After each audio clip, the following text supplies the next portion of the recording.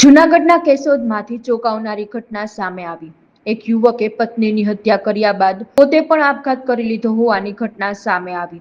4 વર્ષના લગ્ન જીવનમાં ઘરકંકાસથી કંટાળેલા અર્બન હેલ્થ સેન્ટરના લેબ ટેકનિશિયન 27 વર્ષીય ગિરીશ બાલસેએ પત્નીની ગળું દબાવીને હત્યા કર્યા બાદ વોટ્સએપમાં છેલ્લું સ્ટેટસ મૂકી પોતે વેરાવળ બાંદ્રા ટ્રેન નીચે ઝંપલાવ્યું હતું। કેશોદ ટાઉનની સુમન સોસાયટીમાં રહેતા મૃતકે આપઘાત પહેલા મોબાઈલમાં વિડીયો રેકોર્ડ કરી પોતાના ગુનાની કબૂલાત પણ કરી હતી। રેલવે પોલીસ દ્વારા ઓળખ મેળવી મોબાઈલ તપાસતા પોતાની પત્નીની હત્યા કરી હોવાનો વિડીયો ધ્યાને આવતા કેશોદ પોલીસને જાણ કરવામાં આવી। કેશોદ પોલીસ દ્વારા સુમન સોસાયટીમાં મૃતકના ઘરે તપાસ કરતા વિજયાબેન ઉર્ફ વિપુલાબેન ગિરીશભાઈ બાલસનો મૃતદેહ મળી આવ્યો હતો। કેશોદ પોલીસ વિભાગના ઇન્ચાર્જ ડીવાયએસપી હિતેશ ધાંધલિયા, મામલતદાર મહેતા અને પીઆઈ ચૌધરી, પીએસઆઈ વાજા સહિતના પોલીસ અધિકારીઓ ઘટના સ્થળે પહોંચ્યા હતા।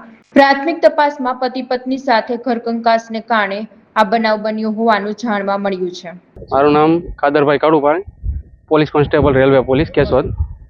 આ ઘટનામાં એવો બનાવ એવો છે કે વેરાવળ તરફથી આવતી અને બાંદ્રા તરફ જતી વેરાવળ બાંદ્રા એક્સપ્રેસ ટ્રેનમાં કેશોદ એરપોર્ટ ફાટક બાદ રેલવેના આઉટર સિગ્નલ બાદ કેશોદ શહેર વિસ્તારમાં કોઈ અજાણ્યો વ્યક્તિ મરણ ગયેલ હોય, કપાઈ ગયેલ હોય, બરાબર, જેની આગળની કાર્યવાહી માટે ડેડ બોડીને લુસાડા સ્ટેશન માસ્ટર ઓફિસમાં મોકલી આપેલ છે।